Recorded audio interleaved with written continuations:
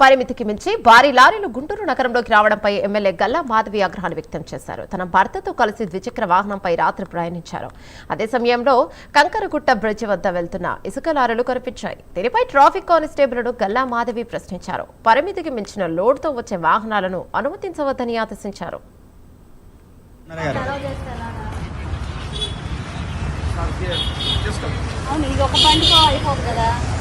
సిటీలో తిరుగుతూ ఉంటే రోడ్ల పరిస్థితి ఏంటి? ఇప్పుడు ఆల్రెడీ 6 months నుంచి ఇదే యుద్ధం చేస్తున్నాము. మీరు ఇలాగే ఎలా చేస్తే ఎలాగా? 2 నెలలు ఉంటున్నాయి వేసిన రోడ్లు, తర్వాత గుంటలు చెక్కులు పోతున్నాయి, మామూలుగా వచ్చే వాళ్ళందరూ పడుతున్నారు. అట్లా మీరు ఎలా చేస్తే ఎలా కుదురుతుంది?